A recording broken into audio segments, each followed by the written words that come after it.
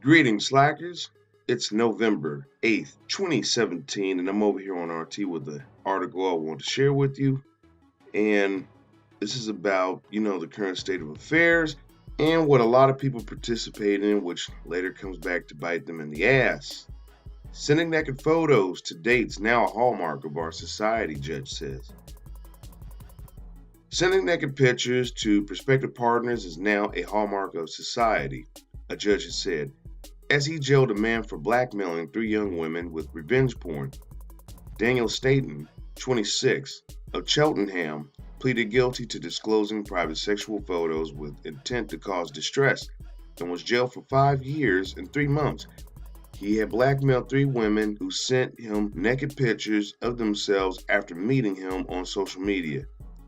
Sentencing in Gloucester Crown Court, Judge Jamie Tabor, QC, said, quote, "It is a hallmark of our society now that young women and sometimes young men, sometimes mature people, exchange such photographs. All well and good. But what people do not appear to appreciate is that these images are not gone in a moment. They can hang around, as we can see in this case, for years. There came a time in your life when you were hard up for money and decided to embark on this campaign of blackmail. The effect on the women was dramatic and horrible. You had no regard at all for your victims," he said, according to the Telegraph. Richard Posner, prosecuting, said the victims were left feeling degraded, humiliated, and traumatized. Victim A was a 26-year-old shop worker from Cheltenham who met Staten in 2012 and thought he was a, quote, nice guy, a shoulder to cry on, when her marriage broke down, Posner said. From March 2013, they became close. She sent him 2 photos of herself naked via WhatsApp. She then decided to leave her husband for the defendant, but he immediately sent her husband a text telling him that she had been cheating on him. She says this broke her heart and she lost all contact with the defendant. Then in 2016, he contacted her on Instagram with a different name, asking to be her friend. When she accepted, he sent her 4 photographs of women, one of them the intimate shot of herself. Quote, she said she would call the police and the Instagram account he had used was deleted.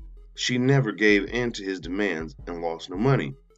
Victim B, a 21-year-old sales assistant from Scotland, sent Staten a topless photo in 2016 via Snapchat. Unknown to her, the defendant took screenshots of the images before they disappeared. Quote, last December he contacted her and demanded money or he would post the pictures online if she didn't pay him. For 2 months he extorted money from her. He said he would send the pictures to her family and friends if she did not pay. She ended up paying him almost £1,000 not to go public with the intimate pictures of her. When he continued to ask for money, she reported him to the police, and he posted an intimate picture of her naked on her timeline on Facebook. She had suicidal thoughts, which forced her to take time off work. Quote, I was left broken. He just didn't seem to care.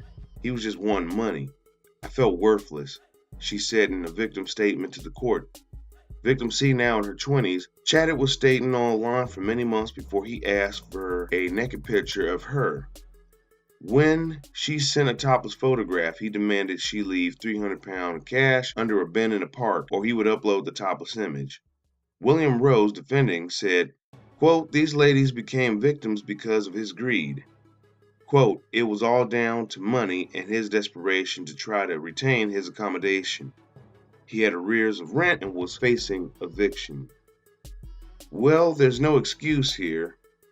And back to this line right here where they say, these ladies became victims of his greed. I would counter that and say, no, these women became victims of their own stupidity. Now, why would I say that? It's one thing to send an intimate photo and share it with someone. It's another to have it used against you to try to either damage your reputation or squeeze some money out of you. And with people that you haven't met online, it's a good policy to not engage in such behavior because you don't know them. While at the same time, I must also include that even if you know someone, and there's been plenty of cases where someone met someone online, they were together for a number of years, or they got divorced, and after everything fell apart, the intimate photos that were shared were revealed online and sent to co-workers and family members and stuff to, try to hurt the other person. And so this is called revenge porn. All I can say is that you are the one who put yourself out there.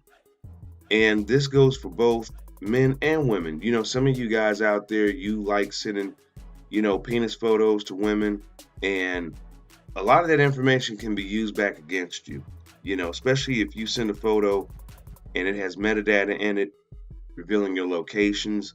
If you give up your name and where you work, the information that you're providing can ultimately be used back against you.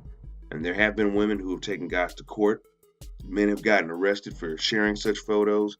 And, there's been reverse blackmail where guys who share such photos have had their jobs contacted and their family members sent the images, basically to reveal the fact that, you put this out there about yourself. And what an embarrassing situation that is. Yes, naked photos are a hallmark of our time. A lot of people do them through these social media apps. And what we have to remember too is that you have a lot of people who are coming online right now, and smartphones give them access to being online and communicating with others. And, in their first go round meeting people, it can be an exciting time, and they don't necessarily know all the rules out here. And if you're one of those people, just know that right off the bat, you don't have to share such images and reveal your most intimate details with someone that you don't know. It's about your safety. So you don't end up victims like these women and, end up later on regretting the fact that, why did I send such an image? Because ultimately you would arrive at that conclusion that I wouldn't be in this trouble had I not given that up. But that's just my insight and 2 cents. What's yours? Leave all that for me down in the comment section below. The link to this will be down in the description box, so you can head on over to RT and check it out for yourself. And share this news with others so they are informed and they don't end up becoming a victim like the women in this story. Again, this is not just something that happens in the UK, it's happening in the US, it's happening in Canada, it's happening all over. So you have to be on guard. But that's going to do it for this article and this video. I'll catch you in the next one. Did you enjoy this video and find it informative? Subscribe to the Slackers Method and click the bell icon next to the subscribe button to receive all the latest notifications for when I upload new videos.